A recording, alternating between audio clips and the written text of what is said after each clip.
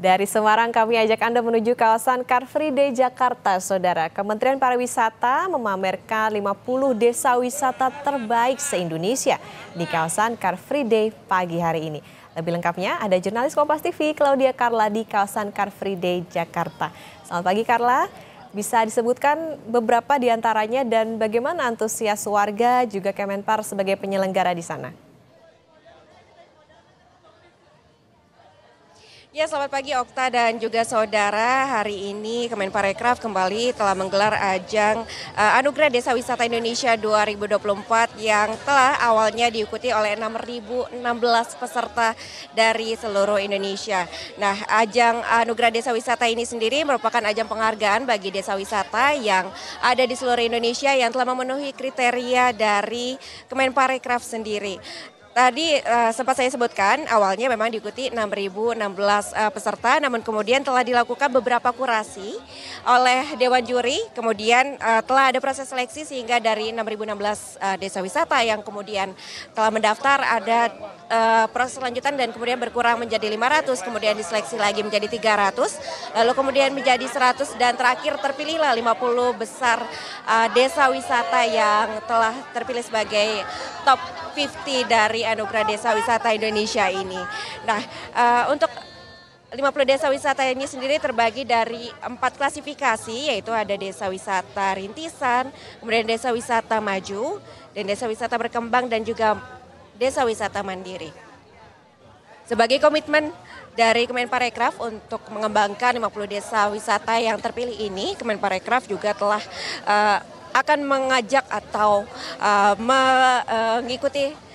mengajak dari peserta 50 besar ini untuk mengikuti akhir dari Anugerah Desa Wisata Indonesia ini. Rangkaian acaranya terdiri dari forum mitra strategis, kemudian akan ada display 50 desa wisata seperti yang saat ini sedang berlangsung sebagai ajang promosi dari desa-desa wisata yang terpilih dalam 50 besar.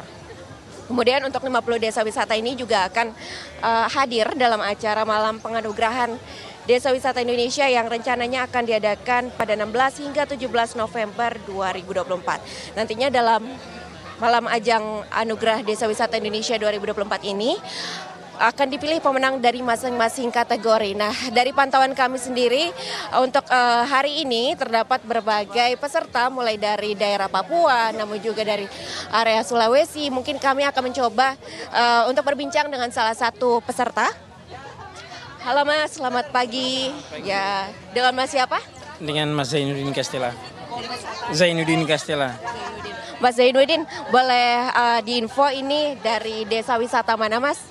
Saya dari Desa Wisata Namatota, Papua Barat. Ya. Terpilih sebagai 50 besar, benar ya Mas? Kalau boleh tahu mungkin di urutan keberapa atau bagaimana? Kalau soal urutan kami belum tahu. Ya, belum diinformasikan, ya, kemungkinan sebentar malam baru diinformasikan.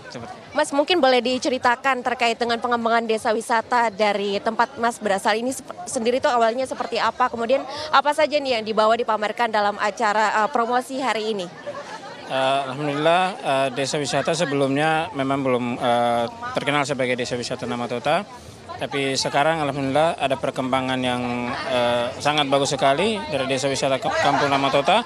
Sehingga sekarang menjadi desa wisata terbaik, 50 besar desa wisata terbaik yang awalnya dari 300 besar menuju ke 50 besar seperti itu. Dan ini adalah salah satu produk-produk yang dihasilkan oleh ibu-ibu dari desa wisata Namatota. Salah satunya adalah noken yang bahan bakunya dari rumput rumput pantai yang dianyam. Oke, boleh.